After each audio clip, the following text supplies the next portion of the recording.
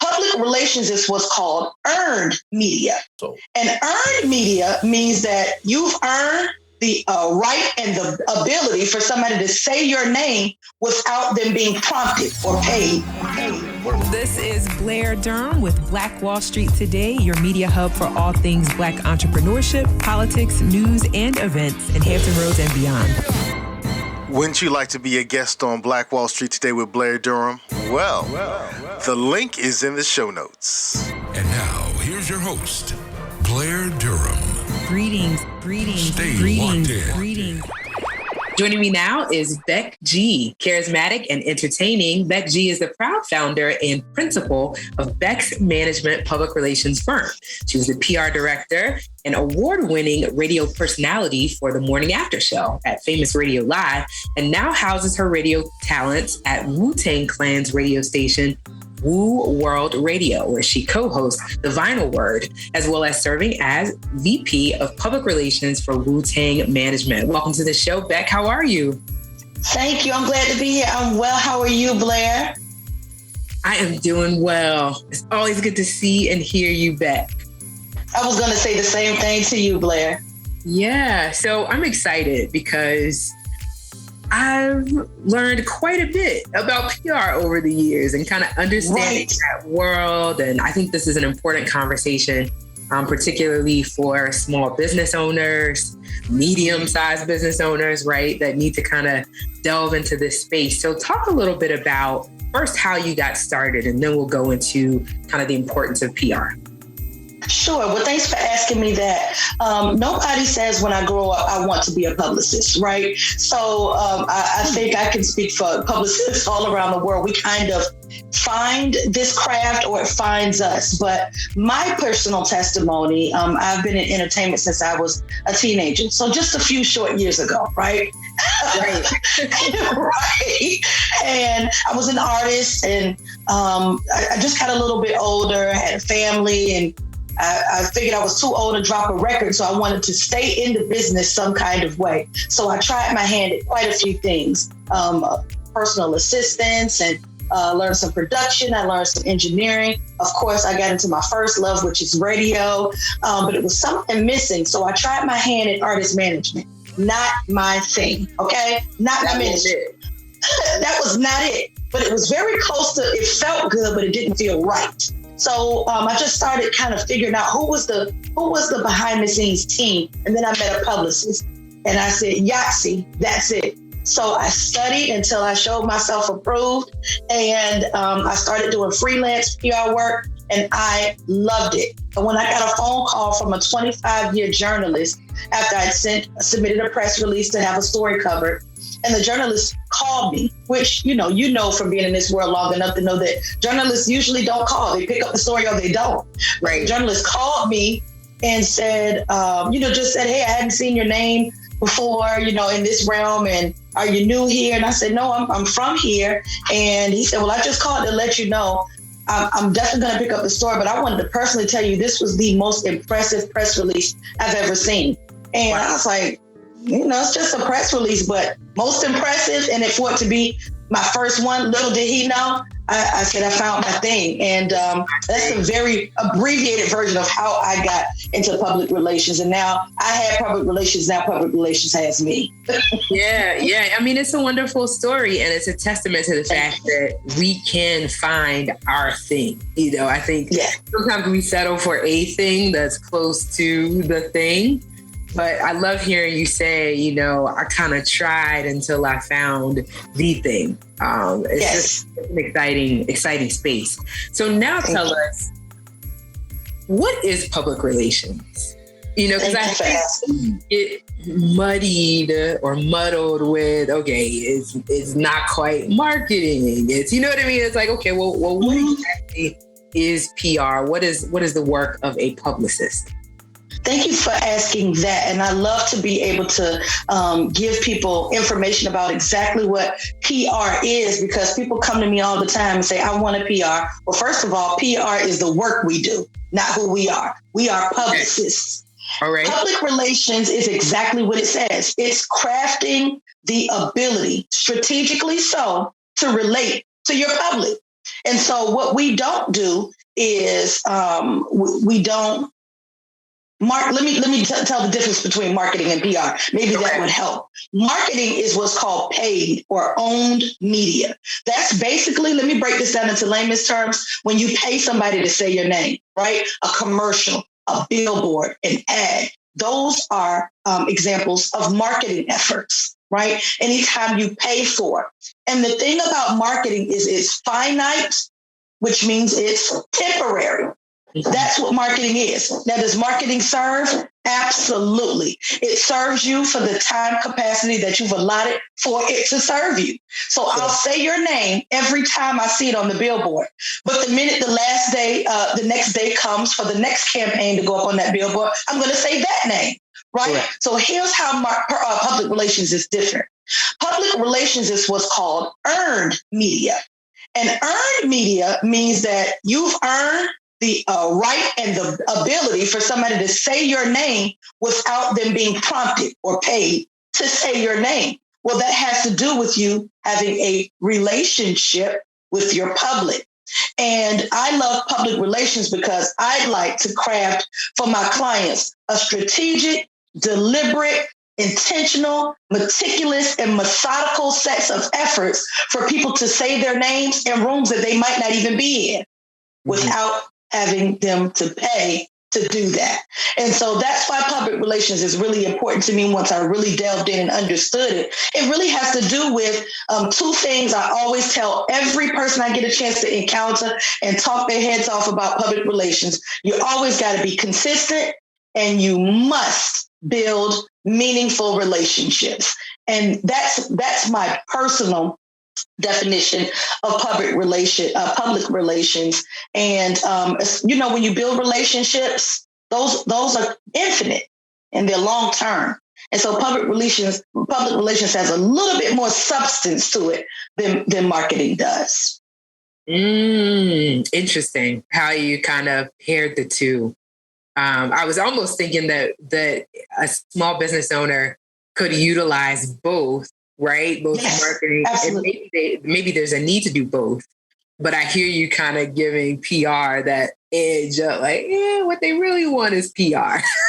Yes, absolutely. Yeah. And it makes sense. Blair, that's right, Blair. And like you said, you've had your full encounter, if never before, delving into Black Wall Street Today and Black Brand. You've had a chance to just kind of delve all the way in and say, wow, there's an expert at crafting what the public sees and crafting the campaign that increases your publicity and your visibility. And there's a true art to that. And there's a true need for that when you have something that the public should take advantage of. Absolutely. Sure. All right. Let's change lanes a bit then. All right. Because we've learned a thing or two just about what it means to even be an entrepreneur as well, right? That whole leap of faith / leap into crazy. Right? Yes. What has that journey been like for you, Beck? First of all, I think you've been an entrepreneur the entire time I've known you. I've never known you do punch a clock, 9 to 5 kind of thing. Yes. That story, that evolution, bring us up to speed. Because I think too, we hear this said a lot, people think, being an entrepreneur means I'm the boss. That means I come in when I want to come in. That means, they kind of glamorize it.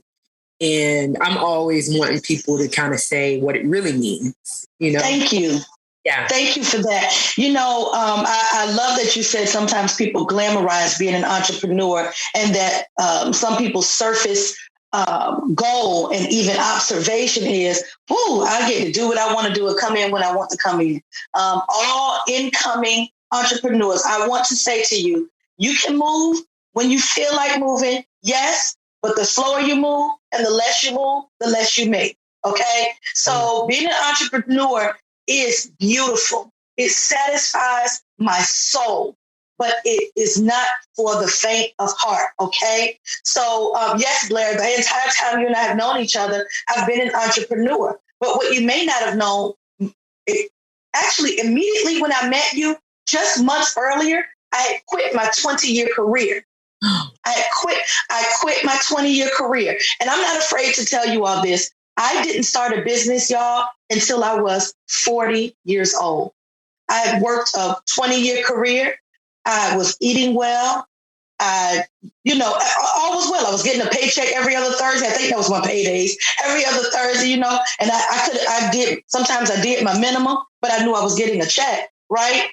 But while I was working my 20-year career, I was also doing radio, doing red carpet media. I'm a professional MC. So I was doing all of these different things just to stay connected to my passion. And one day, the day was July 7th, 2017. Wow. July 6th, 2017. And I got up to go to work, and this story sounds fantastic, but it really happened this way. And I, put on my corporate uniform, the slacks and a button down, you know what I'm saying? And I was standing in the mirror fixing myself, and I couldn't move, physically could not move. And I heard the Lord say, clear, loud is day to me, in the voice that I understood. Today is the day. Today is the day. You've waited long enough. How much do you trust me? And I was having a full-fledged conversation in the mirror with God, like he was standing right there beside me and I could see and touch him, And so my instruction at the moment was change your clothes. And I want to say, Blair, I had been fighting myself, fighting my instruction for 5 years, because I could have gone a long time ago, but I just didn't trust enough. And that day I did somehow. I was relieved before I even made the move to leave. And I changed my clothes. I changed my clothes into every piece of clothes I had on, I would have gotten sent home for. Right. So, I'm laughing. I'm like, Lord, I'm going to quit one way or the other today, huh? Either I'm going to get sent home or I'm going to quit. I'm going to leave. Wow. So I put on a ball cap. I put on a V-neck, low-cut T-shirt, some jeans ripped all the way up to my thighs, and some sneakers. Nothing that was permitted to wear to that job. And I went. And I went in, and my supervisor looked at me, and I said, well, just a moment before you say anything. Sat at my desk, typed out a letter, and I have this thing about blue ink pens. I'm in my office right now, and I have this thing about blue ink pens, right? Blue, when I write in blue, it's final for me. Black looks like a photocopy in my eyes, right? So I typed this letter, I printed it. I went and found a blue ink pen. It wasn't one at my desk. I printed 3 copies, and it was, I was joking and said one was for the Father, the Son, and for the Holy Spirit. But really was one for my supervisor, one for whoever else, HR or something, HR, and I left not having burnt that bridge. I left because I needed to, and I left with no explanation to anyone. And I left without asking permission from anyone. And I sat in the parking lot and I cried for an hour. Aww. And then I started my journey. And I'll tell you the shorter part of answer to your question. How has it been? It has been a challenge. But when you love something so much, when you have a deep passion to learn and to serve people, and most importantly for me, when you desire to be obedient to God, all of those things will line up and the way will be made. I look back at this few years journey, and sometime I try to figure out and recall, how did I make it? I remember, let me say this out loud, on camera for the world to hear. In my first year of business, y'all, I literally think I made $6,000.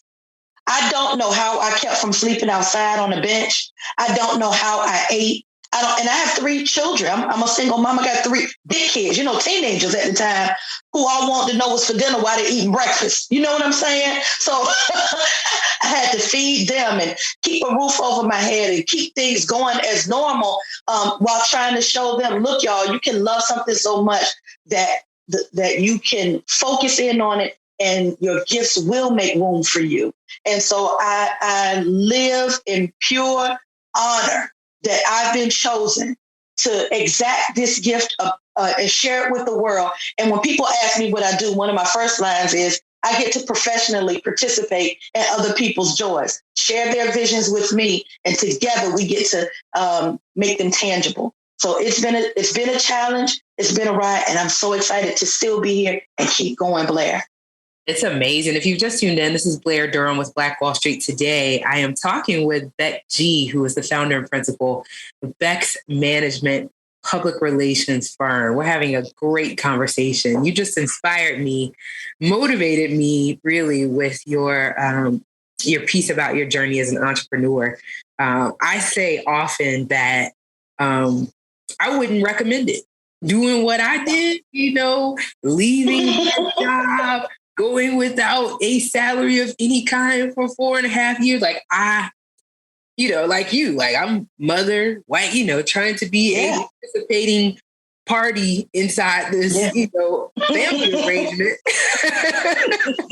All I had to offer is this pipe dream of what we could make happen. Yes, ma'am. But people will see the fact that, okay, well, we got to a thing and it's like, I just would not recommend it. Like, stay in your job until you can transition. Don't leave your job and then transition. Yes. That's what I say. But I understand that sometimes when there's that nagging, there's that longing, there's that spiritual reality, it's like, you got to get out there. You got to make it happen, because I like what you said. It's not for everybody, Blair. I wouldn't recommend it. And, sometimes when I get a chance to share my story, like I just did with you, people are so like, wow, you just walked out. Listen, y'all, the warning that goes across, do not try this at home. This is my testimony, my story, and the way was made for me this way. Yes. Entrepreneurs, please, don't knock people for having a 9-to-5. Don't knock people for staying a little while longer while they build their dream, while they use their corporate jobs to fund their dream. Y'all don't knock people for that. Don't do that. You got to chart the course. And there are people who are meant to do the work, who are meant to be great employees, who are meant to sit in C-suites, who are meant to serve others. Because as we build businesses, I need to be able to look around and say, listen, can I hire you to do this? Can I hire you to do that? And so entrepreneurship, while it feels and sounds and may even look glamorous and fun and, I want to do that.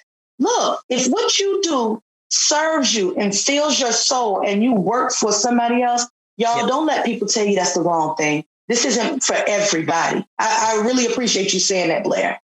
Yeah, it's definitely a thing. We've got about 3 minutes remaining, and I want to make sure that I ask you about the pandemic and how that has had an impact. And I definitely want to hear about just generally your career highlights. What are some that, go for it.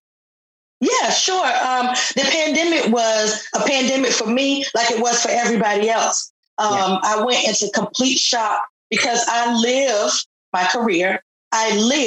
from public moments. And so since the public was shut down, I had no moments. And so I had to lean in on what I knew. And that was love this so much that you don't give up, Beck. That's not even my way. Even as a child, I've always had the gift, which I consider it, and the ability to pivot, which was the buzzword of the year in 2020, right? But I know how to do that. I'm from Norfolk, Blair. Can I be honest? I know how to hustle, right? That's what we know how to do. We know how to hustle. We know how to make it. And so that's what I did. I leaned in on what else do I know how to do? I'm still a singer, and unfortunately, look, there were more funerals than ever. So I was still working that way.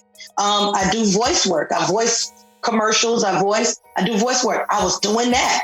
That's something I could still do. I MC events, but you know what? Since people were smart enough to shift to virtual, I got to MC online. So I got a chance to still do that. And then for my public relations firm, I had to figure out what can I do to maintain traffic, serve people without being beside them.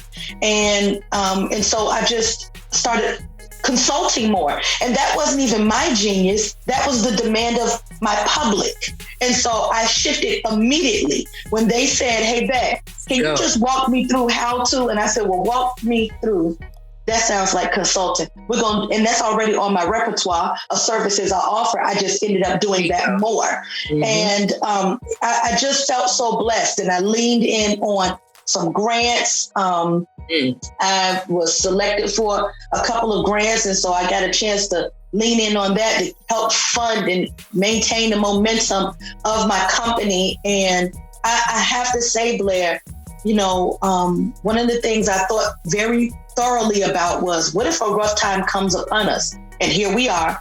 But I always still want to be able to open my mouth and say, let me tell you what God did for me. And and when I started my business, a second conversation that I had with God was, and then I just kind of got into that, did I do the right thing?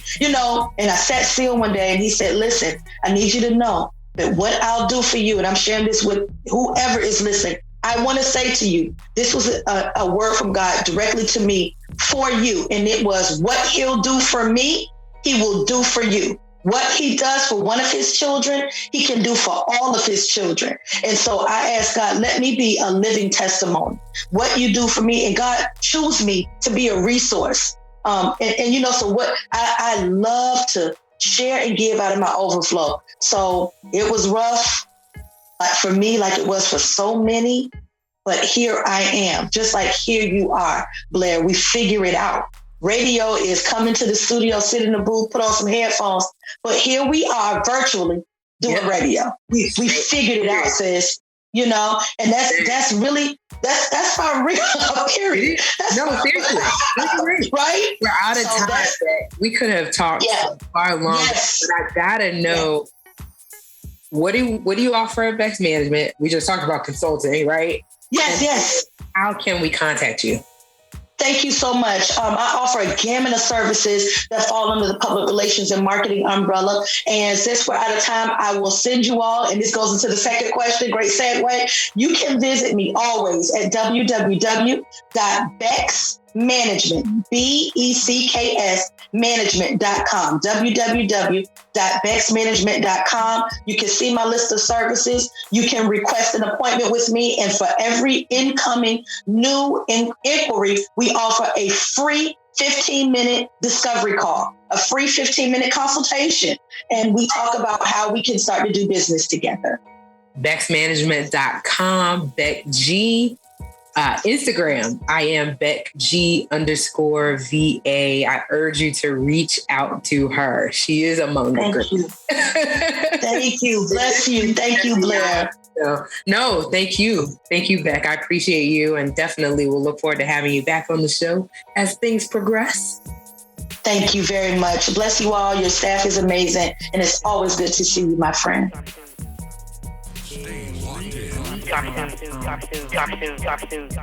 This show was brought to you by the consulting services of Positive Vibes Incorporated. We do credit fixes, we do debt restructuring, and we put money in the pockets of real estate investors. So give us a call. We can fix your credit. We can restructure your debt. And if you're a real estate investor, I would love to put thousands of dollars into your pockets. 757-932-0177. That's 757-932-0177. Phenomenal. Stay with us online at Black Wall Street Today on Facebook and Black Wall Street Today on Instagram, and then follow us on Twitter as well at BWS Today. We look forward to talking again next week. Have a wonderful week. I have said, and I will continue to say, that the most important priority for the Black community is the Black community, not a particular political party. Phenomenal. Hey, yo, when I say black, you say Wall Street. Black